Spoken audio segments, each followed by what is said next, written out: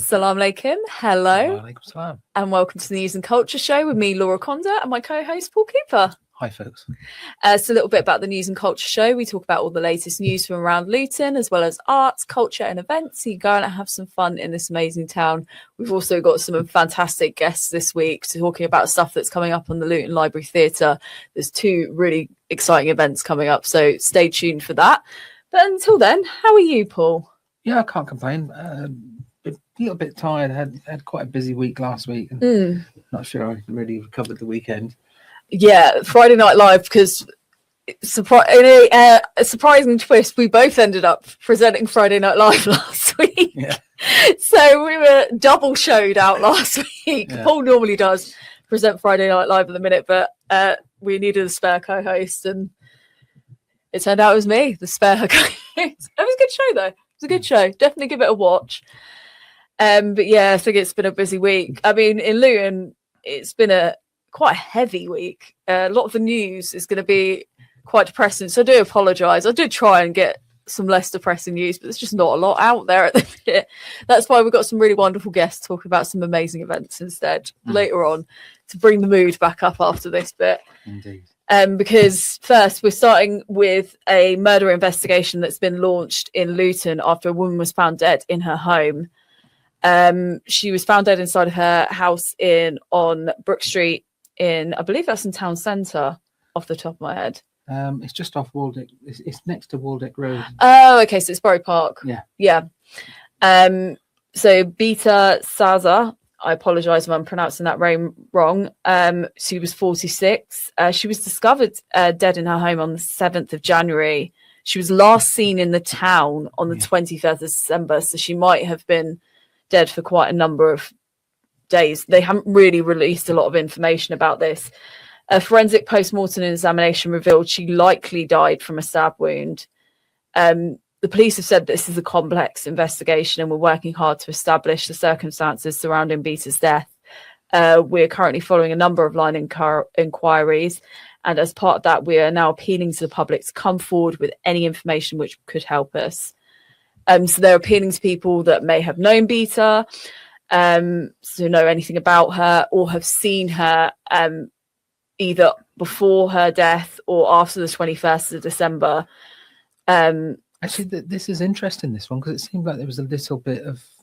There was a big delay because this was only announced a few days ago. But it also occurred to me, was it like a little bit lack of information?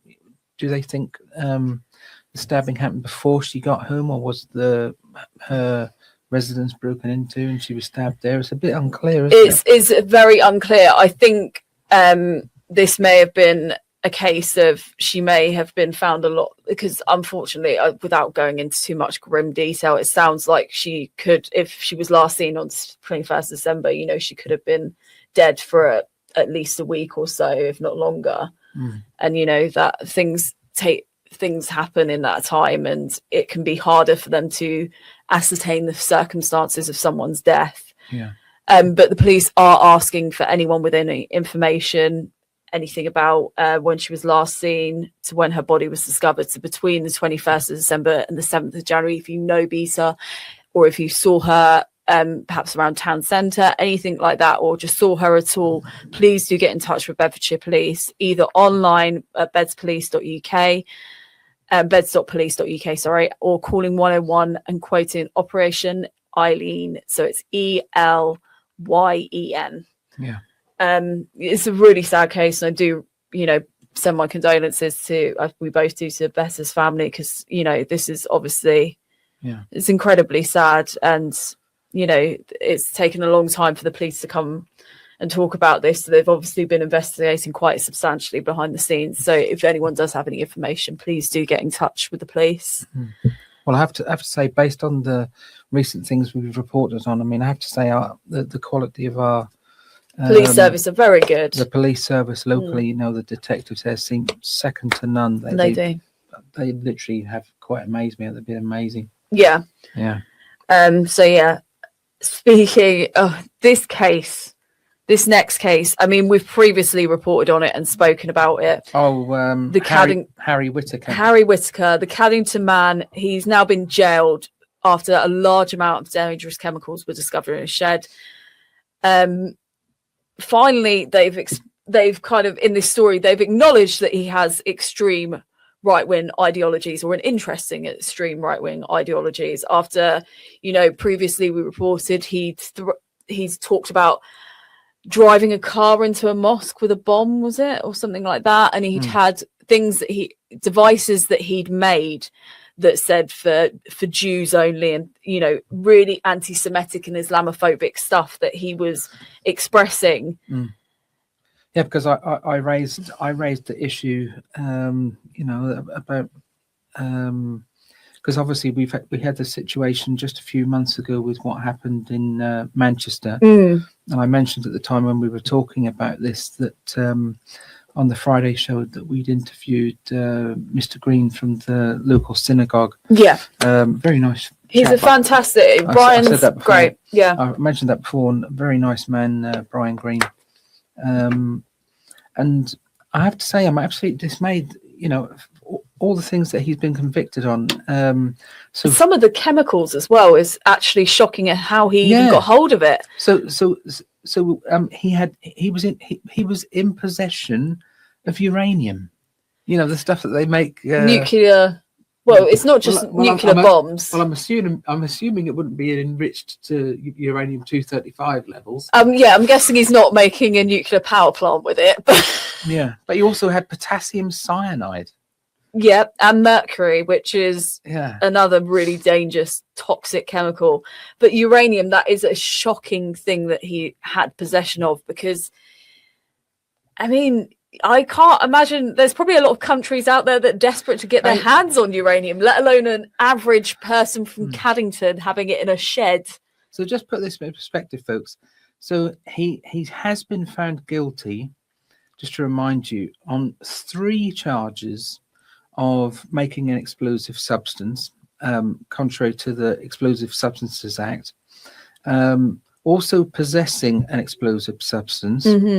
I'm just trying to read. He was found not guilty of 1 charge of making and 1 of possessing an explosive substance. The next point, he was found guilty on 4 counts. Oh no, he pled guilty. Sorry, on 4 counts. Oh, sorry, he pled guilty to 4 counts of making a regulated substance according to the Poisons Act of 1972. And also, he had a charge of possessing ammunition without a firearm certificate. Now, for all of this, this is the worst part. He's just been sentenced. So his sentence trial happened just recently. That's why we're now bringing it up. They've only given him 3 years custody. 3 years and 9 months, and he's been handed a 10-year criminal behaviour order. We just need to add that in. But now, I'm gonna say this because I think I have to. I think, and I'm gonna pose this as a question. If this man had been a brown Muslim man, or even a white Muslim man, if he had been Muslim in any way, or a brown Muslim woman, how many years would they have gotten? Or would he have been charged with terrorism offences? Because he was investigated. So to explain a little bit about the situation, he came to the police's attention. Or would they have tried to take his passport away? Oh, yeah. Shamima Begum style. He'd come to the police's attention after he was treated by paramedics for injuries linked to an explosive exposure to various chemicals that he'd been handling. They alerted officers after Whittaker told them he may have further dangerous substances in his garden shed. The police then did an initial search, and then they kind of looked at what they were looking at and then handed it over to the Met's counter-terrorism command. So, he was investigated by counter-terrorism police. And despite the fact he threatened lives of both Muslim and Jewish people. So two parts of our local community. He was given he's not been charged with terrorism, and he's only been given 3 years in prison, which is, frankly, well, it's not good enough. It's not good enough, And to be clear here, I want listeners to be very clear. We can't applaud more or enough, the actions of the Bedfordshire Police Force? I mean, they've been exemplary here. This is not their fault. No, they have done the investigation properly. Sentencing has nothing to do with what the police have done. The police apprehended him, investigated everything, got the evidence, but I'm just absolutely dismayed that this guy has just gone down for only 3 years. I'm shocked as well, because to put it into context, the Commander Dominic Murphy, who's the head of the Met's counter-terrorism command, said, by making improvised explosive devices and collecting such a toxic array of chemicals in his shed, Whittaker's actions were incredibly reckless and put his whole neighbourhood at risk. I'm grateful to Bedfordshire Police as well as a host of specialist officers from military and policing who work to ensure the safe removal of poisonous and highly toxic substances. Whittaker claimed that he had just had a curiosity with science and meant no harm, but in reality he put himself, his family and all his neighbours in great peril. I'd like to thank the local community for their support while we dealt with this issue, the public for their help that help us every day, and I would urge anyone that was concerned who may be concerned about any activity in their local area to trust their instincts. For goodness sake, what utter rot. I know. I've been a science teacher for over 30 years. I mean,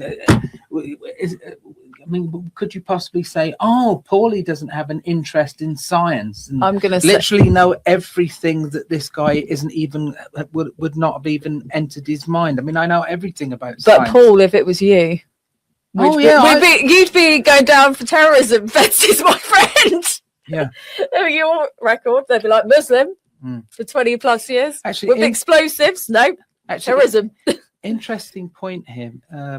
Our dear friend, because I've interviewed him for, Mr. Brian Green. If by any chance you are listening, what are our Jewish brothers and sisters in the town thinking of this? Are you as dismayed as we are about this? That this fellow has only been given 3 years. It'd be interesting what the spokesman of the synagogue has got to say, because I can't imagine they're going to be happy with this either. It's awful. It's absolutely shocking. I'm disappointed. I'm dismayed. I'm dismayed at the CPS as well, because ultimately they would have been the people that make the charging decisions. I mean, as I said, we can't applaud more the speech and the actions of the local police. I'm going to read it out.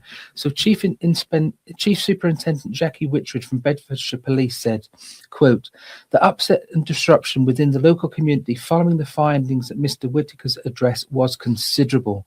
On behalf of the force and affected community, I would like to express our gratitude to the specialist officers from the Met who led the complex investigation, and to our officers for a swift and professional response to the initial report.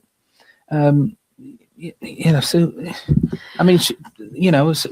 chief superintendent of the local force, look how supportive she's been, with the comments she's made with this.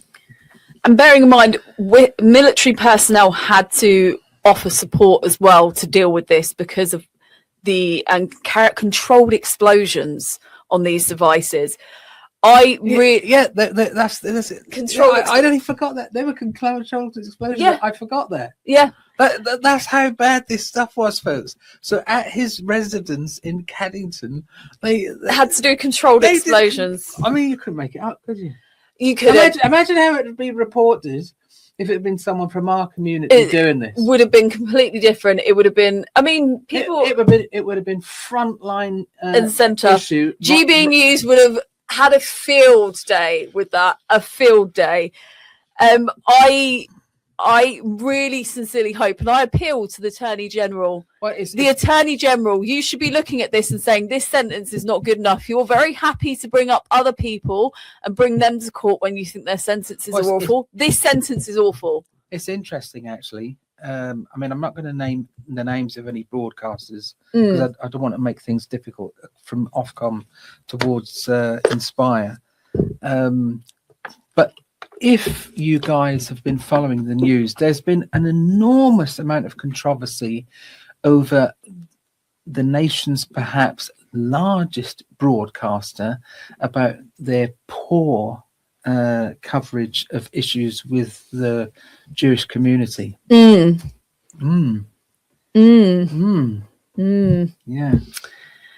Well, we always invite the Jewish community onto our shows. We want to work with them. We want to make this town a safer and enjoyable place for both communities. So Brian, you're the spokesperson for the local synagogue. Please do let us know. So if there's any members of the Jewish community that are listening, if you can ask, or just in general, if someone else from the Jewish community feels that they want to come up and speak about this, we are always welcome on our show. Yeah. We're happy to have guests on from any communities to talk about how they feel. I would be really interested to know how the Jewish community feel about this, because it wasn't just an attack. He didn't just plan an attack on Muslims. Yeah. He was very deeply anti-Semitic as well. Yeah, it'd be nice to speak to Brian again. Actually, He's a fantastic. It was just after the Manchester issue that Akbar and myself we spoke to him on the Friday show. It's and to move on to even more horrific crime than that, maybe. A Houghton Regis man has been sentenced to life after he violently killed a 6-month-old baby by shaking him to death. Kieran Humphreys, who was 33, was caring for Archie Woodbridge on the 9th of February in baby Archie Woodbridge. Yeah, he was a baby. He was only 6 months old. On the 9th of February in 2024 at the home of his friend Sam Wyatt and Karen Smith in Dolphin Drive, which is in Houghton Regis. During that time, Humphrey shook him so hard that he left him with a fatal brain injury and several broken bones. Instead of calling the ambulance immediately, Humphreys instead phoned his mother, Sharon Humphrey, and then went browsing on Facebook, buying clothes and looking at holidays online. Utterly, utterly despicable human. When Wyatt, the guy that he was the home he was at, contacted Smith, who was Archie's mum. So basically what had happened, Archie's mum was in a relationship with Kieran Humphreys. It's a fairly new relationship. She'd gone to get her nails done. Humphrey had insisted that she leave the baby with him, that he could take care of her. She was gone for, I believe, not that long, basically. But she'd come back to find out that her child was unwell. An ambulance was called. This was almost 90 minutes after Archie had been injured. And Humphreys then went on to lie to the ambulance crew about what happened. He told the ambulance crew that Archie had been with his mother and then he'd become unwell while with his mother and that he wasn't present at all. He repeated these lies to the police, as well as his mother, Sharon Humphrey, and his two friends, Karen Smith and Sam Wyatt. They also lied to the police. He was sentenced to life on Wednesday last week at Luton Crown Court after being found guilty of murder of a child under 1, child cruelty, and perverting the course of justice. He has a minimum term of 21 years before he can be considered for parole, which, I mean, it's not a lot, but you know, I doubt he's going to be coming out anytime soon. Sam Wyatt, who was 34, and so Karen. The earliest he can be considered for parole, he will be 52. Yeah, just added it up. Yeah. Sam Wyatt, 34. Sounds and Karen... like 52 years too early. Yeah, well, I mean, this is the thing. People will look at minimum terms and think, oh, they only have to spend 21 years in prison. There's a lot of things people need to do before they can be given parole on a life sentence. It's not an easy thing to get out of prison when you're on a life sentence. You often have to do a lot of courses. You have to show a lot of remorse. And I don't believe he was found guilty. So he didn't actually admit he'd done this. He had to be found guilty. He had to put Archie's mum through a trial. It was horrific. Sam Wyatt, 34, and Karen Smith, 40, both of Dolphin Drive, along with Sharon Humphreys, 54, Bromley Gardens, they did admit to conspiring to pervert the course of justice. Wyatt was given 1 year and 3 months in jail. Smith was jailed for 1 year, and Humphreys was only put away for 9 months. You know, it's just a census case, and I would love to say that, you know, unfortunately, this is becoming far too common. Well, what comes to mind if there's a baby near you, and the baby's crying, and you can't cope with the noise, leave. Just put the baby down in a safe place in a cot. and just Leave the room. just walk out of the room and give yourself space to calm down. I think people get so scared about leaving children on their own, or they're going to get in trouble for that. You will get in more trouble for doing something like this where you've lost control, because if you're in that situation, you ever feel, as someone that's, we're both parents, we've both been through that phase. It's many years ago for both of us now, but if you are ever looking after a baby and it becomes too much, baby on a safe place, a cot, a flat surface on the floor. When I say flat surface, I mean on the floor. Don't leave them on like a rolling hill or something. Just leave the room. Just take that moment, take a breath. It's, children do cry a lot. It can be a lot for someone, especially if you're not used to having a child. I don't know if you want to read Detective Chief Inspector Nick Gardner's statement from Bedfordshire and Cambridgeshire and Hertfordshire, Major Crime Unit. Yeah. Okay, so he said, our thoughts remain with Archie's family at this time. This was a truly shocking and senseless act of violence against a defenseless baby. Humphrey's actions and the subsequent lies told by those involved were utterly callous and compounded the family's grief. Cases like this remind us all of the importance of protecting the most vulnerable in our society. The lawyer of the case for the CPS Crown Prosecution said this is a heartbreaking case. Despite convincing Archie's mother that he cared for her little boy, Kieran Humphreys violently cut his life short. The jury found him guilty of murder after we presented expert evidence showing that Archie's injuries were not an accident. They were most likely caused by Humphreys gripping him tightly and violently shaking him. Humphreys will now spend a long time in prison, but nothing can ever make up for the loss of Archie, and our thoughts remain with his mother and family. It's just absolutely senseless. My heart goes out to Archie's mother. She thought she was leaving Archie with a safe person, and this was the first time she'd ever left him alone with the baby, and he did this. And I hate in these sort of scenarios, people always blame the mother for doing that. She thought that he was safe. There was other people there, Yeah. I don't think she's ever to blame. And she's got the greatest prison sentence of all, essentially, even though she's not going to actually, she was nothing to do with this. She isn't convicted of anything. She's not going to spend time in prison. But, the loss of a child in such a violent manner is a prison sentence all in itself, a mental one. And I feel for her deeply. Right.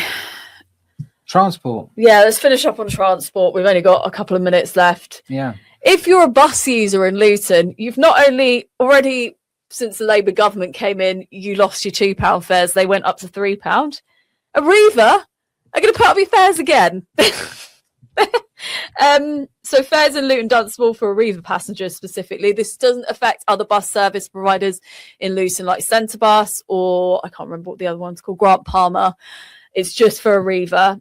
So from Sunday the 1st of February, which is already gone, they'll be updating their fares in Luton and Dunstable. So the maximum you will pay for a single ticket is still £3. However, if you buy a single ticket that's under £3, that price will increase by 10p. So for example, say you get a single ticket and it costs £2, it now costs £2.10 essentially.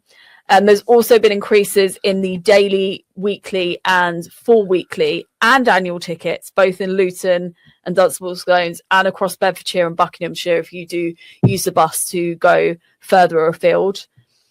So in the Luton and Dunstable zone, a day adult ticket will increase by 30p to £6.50. A child day ticket will increase by 40p, taking it up to £4.90, which is quite a lot of money for a child. Yeah. A student day ticket will increase by 30p to £5.70, which I think is probably going to be the biggest issue for parents, if your child is in college. You know what's coming to mind here? Get a taxi. Yeah, well, if there's a couple of you, so if you're pretty much anywhere you are in the town, so I'll give you an example. When I've had issues where I've had to take my car in to have some work done, my two friends' business in Selborne Road, and then because of my asthma, I don't walk. I usually walk home because I wouldn't want to walk around Selborne Road because there's a lot of businesses there that do car stuff, so you could end up with bad asthma anyway. Yeah, a lot of exhaust. Anyway, if I get a cab back home, and I live near Luton Sixth Form, so it's not round the corner. No, it's definitely not. I can go from Selborne Road back there for £5. Yeah. Now, if there's a couple of you, and you're going to say share the taxi, that's cheaper than this bus ticket. Yeah. So weekly tickets are going up. This is the thing. I know, because you get on the phone, they'll come to your door. It's always one of those lovely Muslim fellas, like the Pakistani. Do you know what you sound like such an old white? You sound like such an old white man right now. Honestly, I'm going to say it. Yeah, they're lovely guys. No, they are. They really are lovely guys. I mean, this is like really worrying, probably for parents, who have kids in college, that whether it's at Barnfield or Luton Sixth Form College, because weekly tickets are going up by £1. 4 weekly tickets are going up by £4. I've got to say, because annual tickets are going up by 40 quid. We've chatted about things like this before, and I've said, folks, all the time. I've lived here since 1999. I'm not kidding, guys. I've never been on a bus. You've missed out. The buses here are. I've never been on a bus. They're interesting, to say the least. Yes, I don't normally, but if I ever need to get something fixed with my car, or I've used the busway a couple of times. The busway is really interesting. That's a very quick way to get. Even to Todderton, but when I was younger, I went to Luton Sixth Form College, but I lived in Todderton, so I'd have to get the bus, and that took an hour. But since the busway's been brought in, it's less than 30 minutes, including doing the busway and then coming up through Houghton Regis and all that. But yeah, I mean, what are your thoughts on this? Are you happy with the rise? I don't think anyone's going to be happy with it, but do you feel this reflects service? Because I know, do buses run on time? We don't get the bus that much, so we'd love to hear your guys' thoughts, the audience thoughts, if people would get buses. Well, I've got to say, I know what I do. If I was going back to the days when I used to work in schools as a teacher, if it was a case of my car broke down or anything, knowing this now, I just book a taxi to take me to work and bring me back home. I mean, it's a no-brainer. It is. I mean, you're at least paying £3 because that's most people pay £3. Every time I've got a ticket recently, it's been £3, which is annoying. But yeah, and like I said, every time I've got them, these guys, they're lovely guys. They are fantastic. But that's all for this half of the show. Join us after the break, though, where we'll be talking to Yasmin Sidhwa about her fantastic play that's coming to Luton called Incarcerating Eve. Oh, yeah. Yep. And we'll be talking to Victoria from TED, who's doing TedXLuton. So that's really exciting as well. But join us after the break. But until then, Assalamu alaikum. Find Luton prayer and Masjid Jumu'ah times at inspirefm.org. Assalamu alaikum. Welcome. Hello. Welcome back to the News and Culture Show with me, Laura Conda, and my co-host, Paul Cooper. Assalamu alaikum, folks. So joining us now, we've got a fantastic guest. Her name is Yasmin Sidhwa, and she's going to talk to us about this fantastic play that I'm really excited to hear about. So thank you so much, Yasmin, for joining us. I'm so happy to be here. Thank you for inviting me onto your show. No, thank you for coming. It's Incarcerating Eve, because I had not heard of it before, and I had a read just up about it just before. Do you want to explain a little bit about the story? Because it sounds fantastic. Yeah, so Incarcerating Eve is a new play, but it seems totally the right time to be talking about what's happening to women in the UK, but also globally, in terms of the suppression of women's voices, the 1 in 3 women around the world that experience violence every day. The play looks at what it means for women to feel that sense of being silenced. So whether that's emotionally, mentally, physically, or actually in a prison. So the play is set in a prison, but the voices of the women, Eve is every woman. And Eve's voice from the time of Adam and Eve, where she was spoken about as the fallen woman, the woman who caused humankind's fall from grace. It's about, what is that story? What is it? Why is woman blamed for everything? And I think it's time for us to all be speaking about this. And, Yeah, so the play goes back in time and it goes to different countries, and it's about 4 characters portraying Eve. There are moments of fun and joy and dancing and singing in it. It's not all dark, but it does deal with quite deep issues of mental health, domestic abuse, sexual abuse, and they're not necessarily in a graphic way, but it is about being able to speak about things that often are not talked about. It sounds fantastic. I'm really interested in going. You wrote this play, didn't you? What kind of inspired you to write it? That's a really good question. I think it was, the more we're looking at what's happening in the world, who's leading some of our nations, what are in terms of what's going on in terms of the Epstein files, who's leading the world, some of the figures in society that we're hearing about, all this paedophilia. I just felt it was time that I believe for me the feminine energy in all of us needs to be allowed to speak. And this is not an anti-men play. It's literally about under patriarchy, where men of a particular ilk have dominated society, and through politics, through religion, through culture, have forced women especially, but also men, to not access the part of them that is about nurture, about intuition, about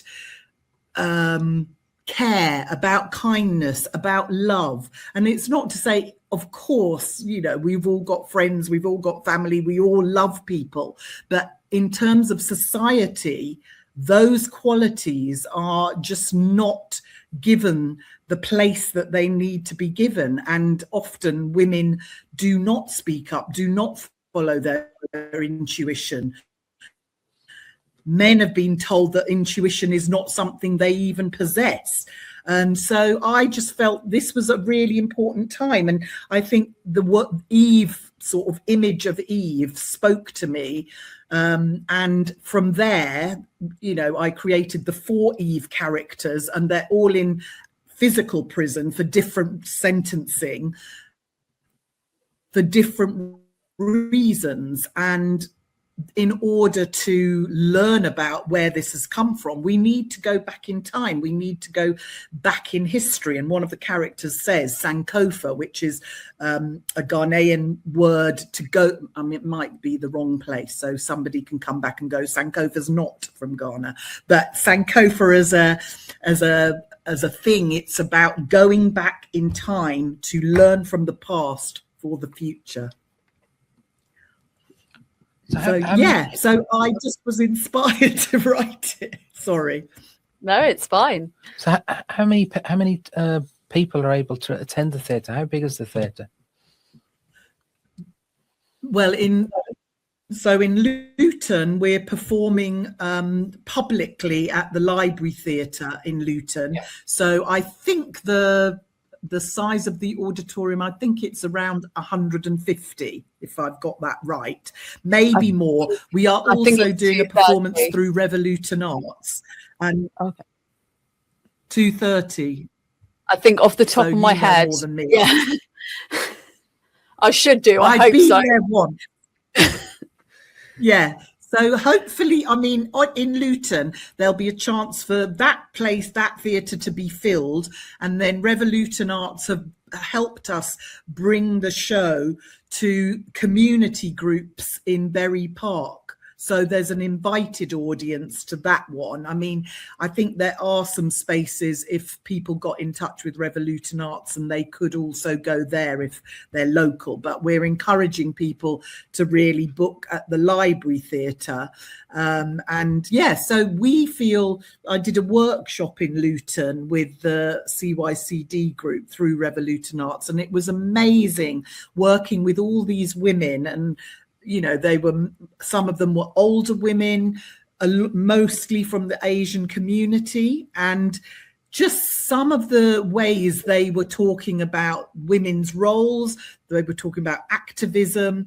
I just feel it's a subject matter that everybody wants to talk about.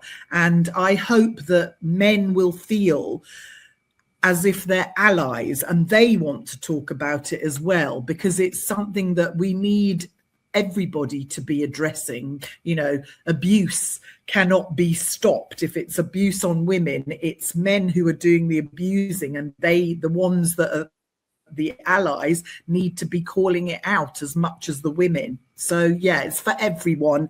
So I hope that it fills in Luton, the auditorium. I hope the theatre is packed.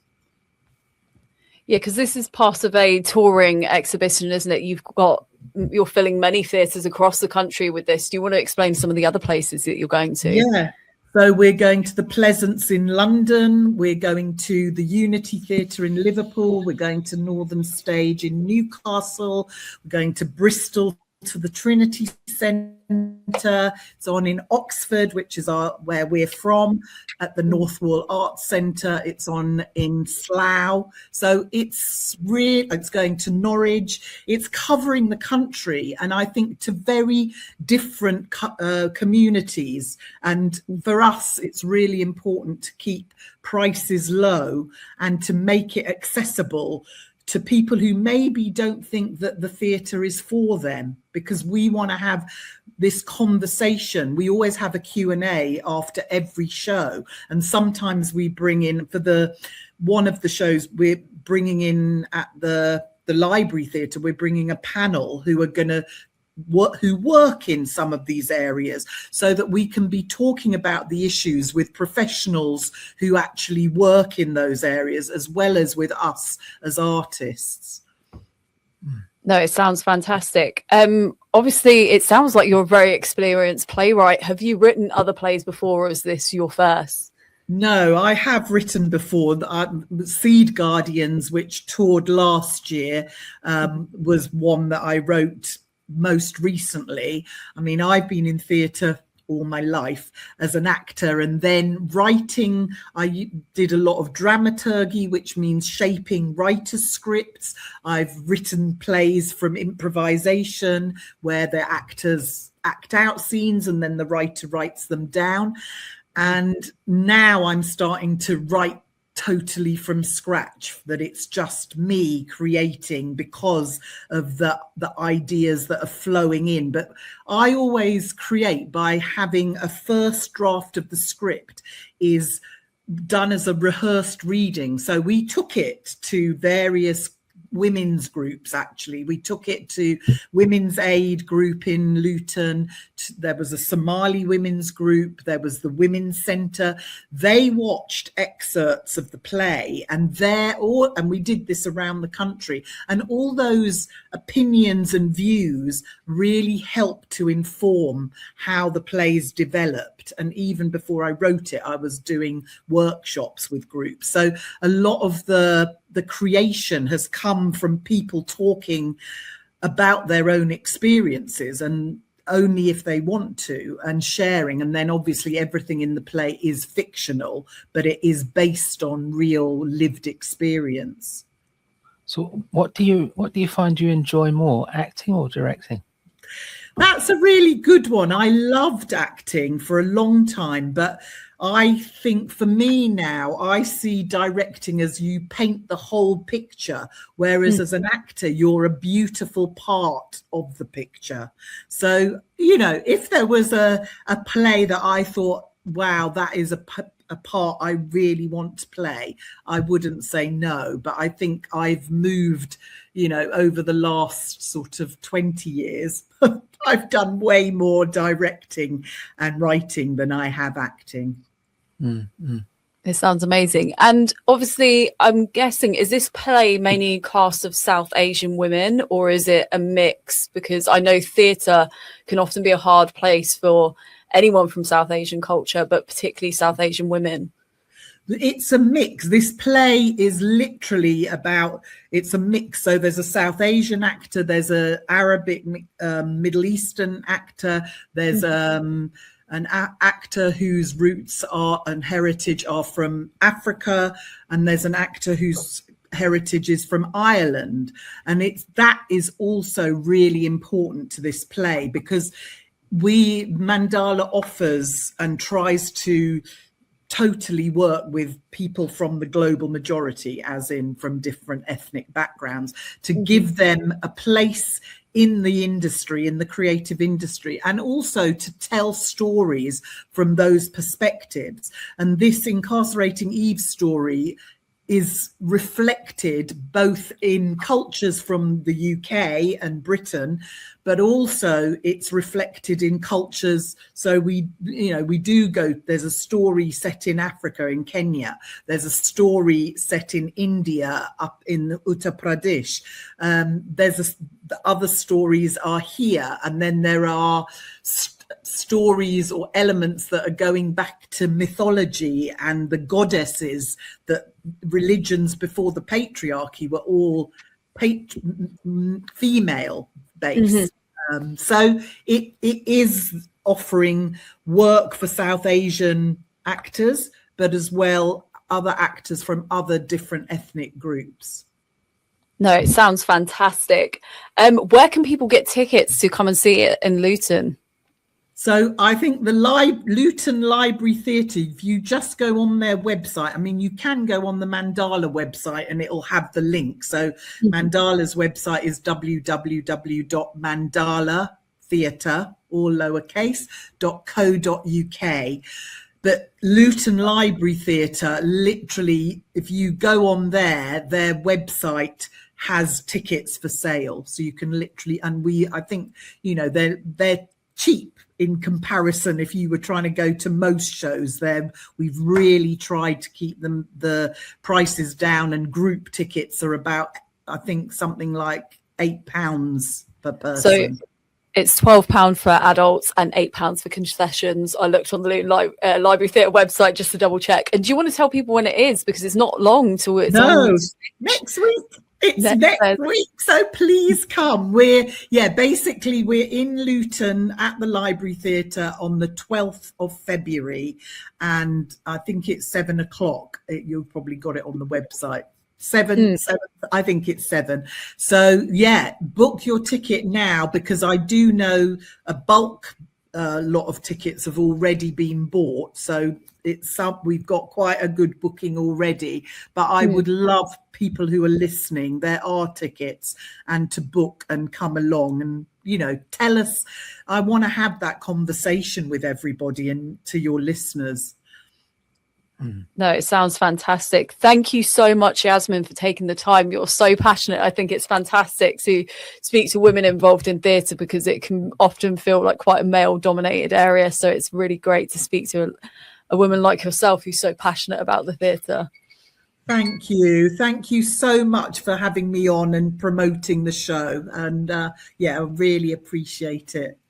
All the very best. Thank you. Very well. Thank you. So joining us now is Victoria, who is going to talk to us all about TEDx. You've probably heard of it from other cities around the world, but did you know that TEDx is actually coming to Luton? So thank you so much for joining us, Victoria. Do you add her in, please, gentlemen?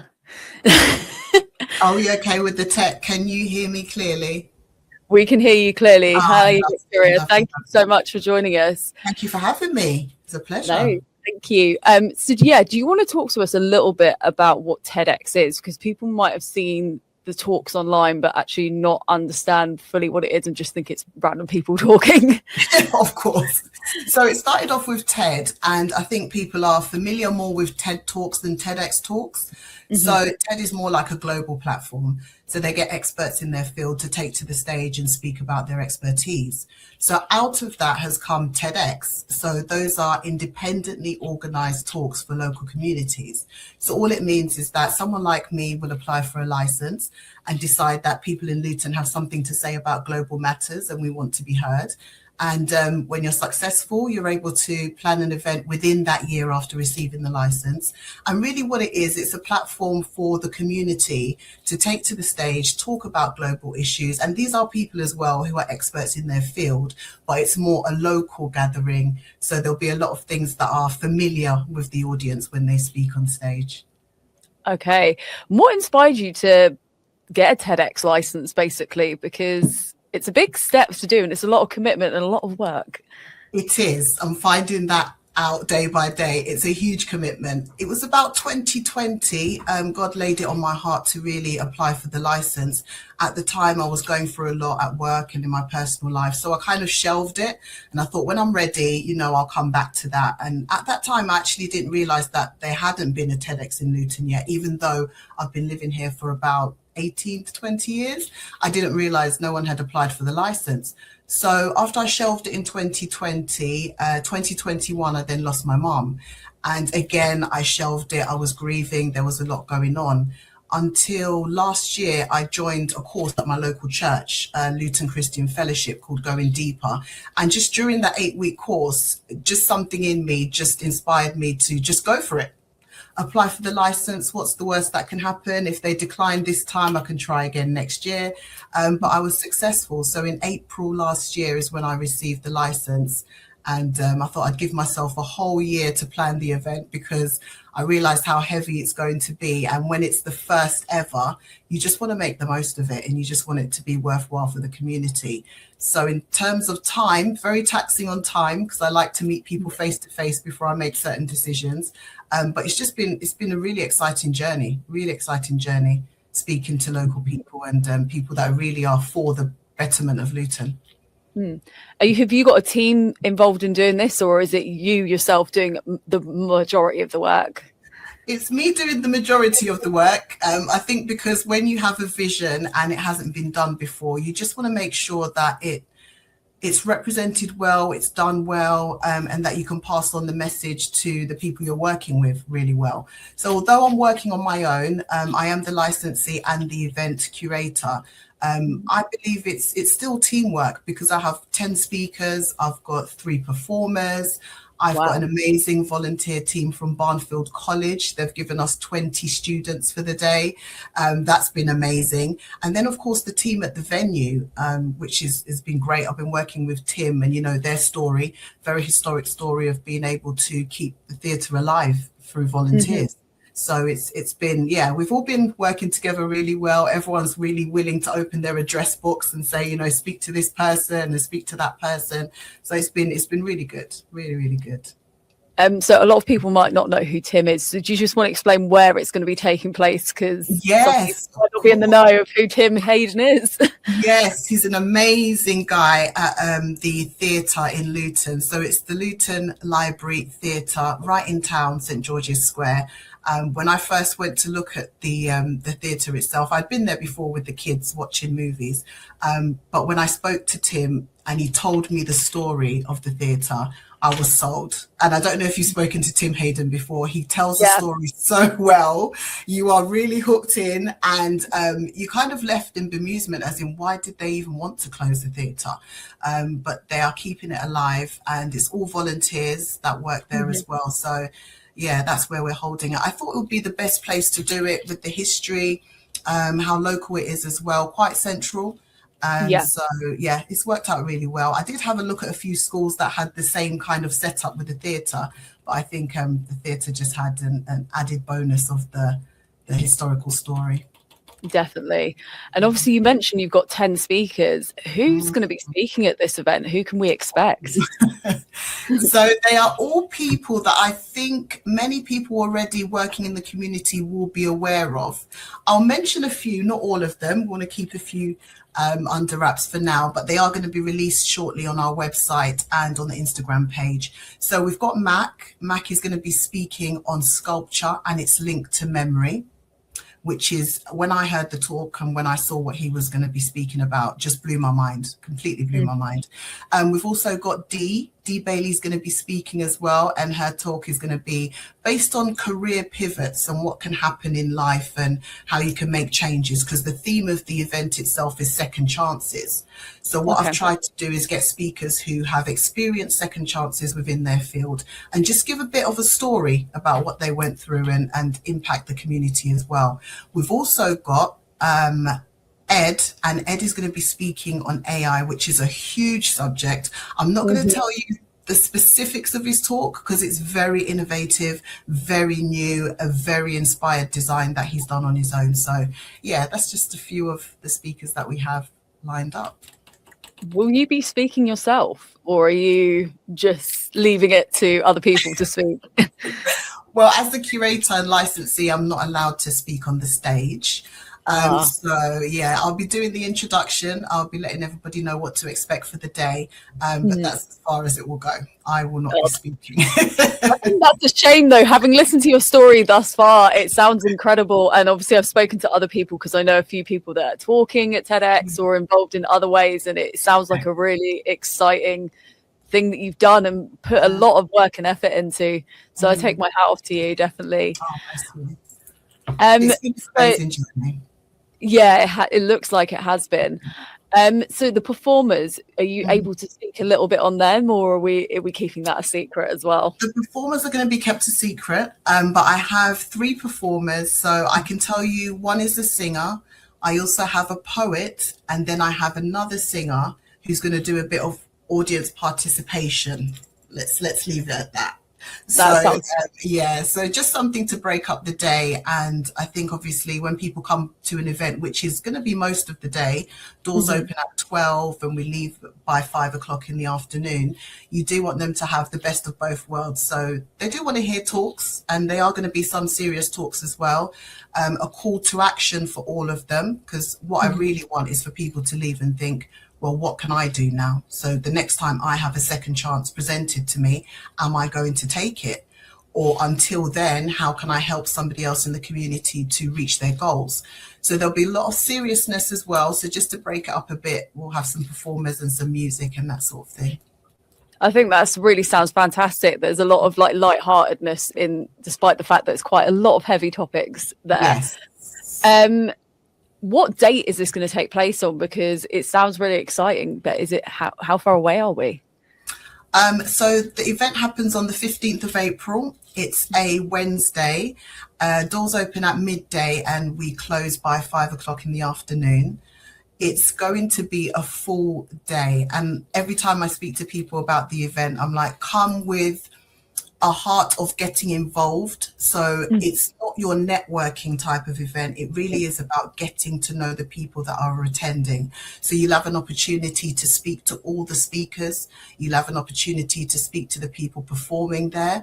You're also going to be exposed to some of the companies that we've worked with, some of our sponsors and our partners. So it's really a day to come with an open heart, open mind to what you can do or how you can help your community and form different, friendships as well in there. No, it sounds fantastic. And are you still looking for people to volunteer if you need support and help with this? At the moment, because of the assistance we've got from Barnfield College, we have got enough volunteers. I am looking for one more person, and this is an exclusive for you. This one person that I'm looking for is someone who can be, what's the word? I need someone who can read a script, follow the script as the speaker is speaking. And then if at any point the speaker feels as if they've forgotten a line or they're not too sure where they are in their talk, they are able to give them a prompt. Oh, okay. So like you get on backstage on major productions where someone, if they forget their line, there's a little person there, like the director almost, but not. Something like that, yeah. So I'm looking for someone who likes to read, who's happy to kind of follow through a script and build like a rapport with our speakers so that they can sort of give them a prompt along the way. That's the only person left I'm looking for. That sounds, it's an exclusive there at Inspire FM. So if you're a big reader, If you want to get involved with TEDx, Yes. now's your time. How do they contact you if they do want to get involved? So the best way is to send me an email to info@TedXLuton.co.uk. That will come directly to me. Just mention obviously what I've said now on the show, and we'll talk. We'll meet up and have a conversation, and we'll take it from there. That sounds amazing. Thank you so much for letting us know that. And if people, obviously, because this is a paid event, if people want to buy tickets, how much are they and where can they get them? So the tickets are priced at £35 per person. We are aiming that, as long as you're 16 plus, you will benefit from this event. If you want to bring anybody younger, that's fine, but it is £35 per ticket. You can get them on Eventbrite. They're now live on Eventbrite as well. So there are links in Instagram, and we're about to put the link on our website as well. But if you go on Eventbrite and just type in TedXLuton, the tickets will pop up for £35. No, that sounds really exciting. I'm really looking forward to it. I think I'm going to have to come down. Yes, please. Definitely. Also, I just wanted to ask, are you, obviously, I know the event hasn't happened yet. Are you thinking the next TEDxLuton? Will you be involved in the next one? I really do want to do a TedXLuton youth event. That's my plan. I want to get the youth involved. I really want them to have a platform. Not that they don't have one now in Luton, but I think what TEDx brings is that global element. It's a lot of exposure. I mean, at the moment, the TEDx YouTube page is about 42 million subscribers. Wow. So that's what we would be exposing, students in Luton to. And I think it's worthwhile. I think our students have a lot to say. I think growing up in Luton, they've had a lot of experiences. And I think it will be great to give them that platform. So that's really what I'm hoping, fingers crossed, I get the license for that one. And it would be nice to pass this one on to somebody else. Although this is the first one, it would be great if somebody else is interested in taking this license and doing another event for next year. It's really about legacy, and I just want people to really feel as though we have something to say. There's a lot that happens in Luton, there's a lot going on, but we are able to tell a different story from the one that other people are telling about us, and just put us in the spotlight. What an amazing way to end this interview. I did want to ask, obviously, are you guys going to be filming this? Will this be going on the TEDx YouTube as well? It will indeed. So for anyone who can't actually make it on the 15th of April, do look out for this on the official TEDx YouTube page. They will upload the videos of the talks that happen on the 15th of April. But, the atmosphere at the event is very different from you watching it on YouTube, on your PC or your laptop. And because it's the very first one, we would encourage you to come. The £35 will be well spent. You will have a great time. And we're really curating an event that you will enjoy and be able to remember for a few years. Wow. Thank you so much for your time, Victoria. We really appreciate you coming on and really wish you the best of luck with this. This sounds like a fantastic event and it's definitely worth going to. If you're thinking about it, you can get your tickets through the TEDx Eventbrite, TedXLuton Eventbrite page. And you can also find out more information on TedXLuton.co.uk. Am I right, Victoria? That's correct. Yeah. Perfect. All right. Thank you so much for coming on today, Victoria. Thank you so much for having me. Appreciate it. Thank you so much. Thanks. That's all for the News and Culture show, but join us again next week for all the latest news around Luton, as well as arts, cultures and events, so you can go out and have some fun. But until then, Assalamu alaikum. Wa alaikum salam, folks.